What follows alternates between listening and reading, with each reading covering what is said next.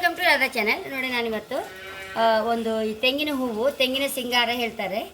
ನಾನೀಗ ಸಿಂಗಾರ ಹೂವಿದ್ದು ಕಡೆ ಮದ್ದು ಮಾಡಿ ತೋರಿಸ್ತಾ ಇದ್ದೆ.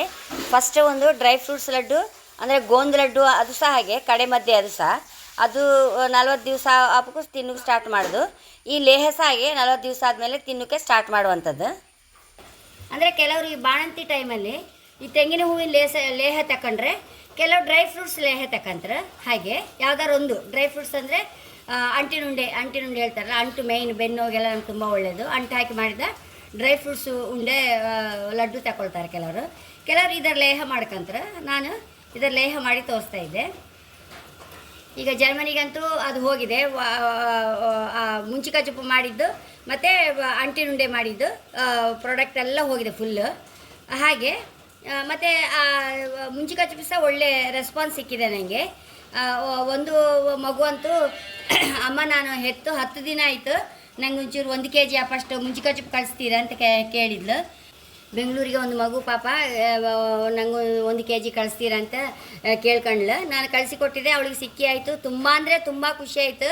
ಊಟ ಮಾಡೋಕ್ಕೆ ಲಾಯಕ್ ಅಂತೇಳಿ ಹೇಳಿ ಮೆಸೇಜ್ ಹಾಕಿದ್ರು. ನಾನು ಅದನ್ನು ಫೀಡ್ಬ್ಯಾಕ್ ಆಗಿ ಹಾಕ್ತೆ ನಾನು. ಹಾಗೆ ಅದಕ್ಕೆ ಈಗ ಇದರದ್ದೊಂದು ಲೇಹ ಮಾಡುವ ಹೇಳಿ ಹೊರಟಿದ್ದೆ ನಾನೀಗ. ಇದನ್ನೀಗ ಫಸ್ಟು ಇದರಲ್ಲಿ ನನಗೆ ದೇಹಕ್ಕೆ ಬೇಕಾಗುವ ಪೋಷಾಂಶಗಳೆಲ್ಲವೂ ಇರುತ್ತಂತೆ. ಹಾಗಾಗಿ ಬಾಣಂತಿಗೆ ಕೊಡ್ತಾ ಇರೋದನ್ನು. ನಾರಿನಾಂಶ ಹೆಚ್ಚಿರುವುದರಿಂದ ಜೀರ್ಣಕ್ರಿಯೆಗೆ ಸಹ ಒಳ್ಳೆಯದು. ತುಂಬ ಆ್ಯಂಟಿ ಆಕ್ಸಿಡೆಂಟ್ಗಳು ಸಹ ಇದ್ದಾವಂತೆ ಇದರಲ್ಲಿ. ಅಷ್ಟು ಒಳ್ಳೆಯದು ನಮ್ಮ ಆರೋಗ್ಯಕ್ಕೆ ಇದಕ್ಕೆ ಇದು. ಹಾಗೆ ಇದನ್ನೀಗ ಮಾಡಿ ತೋರಿಸ್ತೇನೆ ನಾನು. ಇದನ್ನು ಹೀಗೆ ಬಿಡಿಸ್ಕೊಂಬ.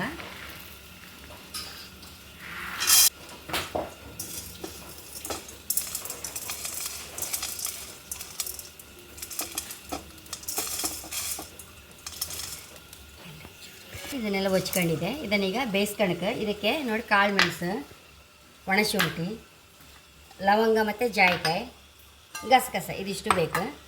ಇದನ್ನು ಈಗ ಒಂದು ಬಟ್ಟೆಗೆ ಹಾಕೊಂಡ್ಬಿಡುವ.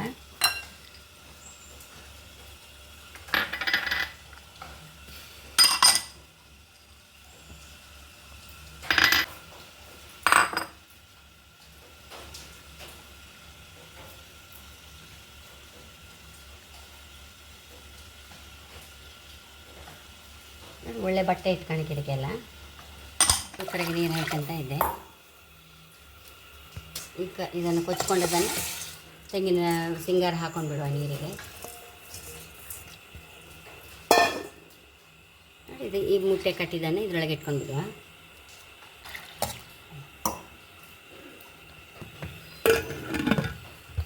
ಒಂದು 5-6 ವಿಸಿಲ್ ಬಸಿಬಿಡುವ. ಇದನ್ನು ಸರಿ ಚಪ್ಪೆ ಆಯಿತು. ಈಗ ಓಪನ್ ಮಾಡಿ ಕಾಂಬ ಇದೆ ಅಂತ ಆಯ್ತಾಯಿದೆ. ಇದನ್ನು ತಗೊಂಬ. ಇದನ್ನೀಗ ಮಿಕ್ಸಿಗೆ ಹಾಕ್ಕೊಂಡು ಫಸ್ಟ್ ಈ ಸ್ಪೈಸಿ ಐಟಮ್ಸ್ ಎಲ್ಲ ಒಂದು ಸಲ ಮಿಕ್ಸಿಯಲ್ಲಿ ಹೊಡಿ ಮಾಡ್ಕೊಂಡು ಬಿಡ್ತೆ. ಆಮೇಲೆ ಇದರದ್ದು ಹಾಲು ತಗೊಂಡು ಬರ್ತೇವೆ ಒಂದು ಸಲ ಮಿಕ್ಸಿಯಲ್ಲಿ. ಗಸಗಸೆ ಲವಂಗ ಎಲ್ಲ ಪೇಸ್ಟ್ ಮಾಡ್ಕೊಂಡಿದೆ.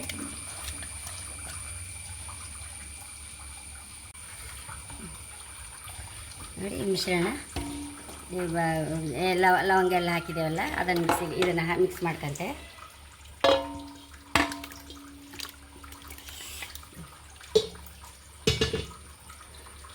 ಬೆಲ್ಲ ಸಾಕೊಂಡು ಬಿಡುವ.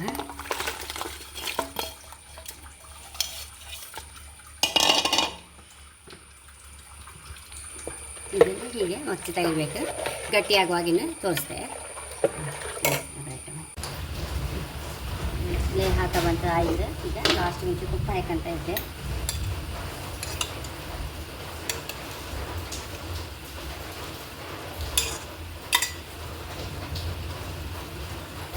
ನೋಡಿ ತೆಂಗಿನ ಮರ ಅಂದರೆ ಕಲ್ಪತರುವೇಳಿ ನಮಗೆ ಹೆಸರಲ್ಲ. ತೆಂಗಿನ ಮರ ಕಲ್ಪತರುವೇಳಿ. ಹಾಗೆ ಸಿಯಾಳ ಆಯ್ಲಿ, ತೆಂಗಿನಕಾಯಿ ತಿಂದರೆ ಆಯ್ಲಿ, ತೆಂಗಿನ ಎಣ್ಣೆ ತಿಂದರೆ ಆಯ್ಲಿ ಕೊಲೆಸ್ಟ್ರಾಲ್ ಬರೋದಿಲ್ಲ. ಹಾಗೆ ಎಲ್ಲ ರೀತಿಯಿಂದ ತೆಂಗಿನ ಮರದ ಅಷ್ಟು ಪ್ರಯೋಜನಗಳೇ ಇತ್ತು ನಮಗೆ. ಹಾಗೆ ಈ ತೆಂಗಿನ ಸಿಂಗಾರದಿಂದ ಎಷ್ಟು ಪ್ರಯೋಜನ ಇರ್ಬೋದು ಅಂತ ನೀವೇ ಆಲೋಚನೆ ಮಾಡಿ. ಅದು ನಮಗೆ ಆ್ಯಂಟಿ ಆಕ್ಸಿಡೆಂಟ್ ಆಗಿ ಸಹ ಕೆಲಸ ಮಾಡುತ್ತೆ.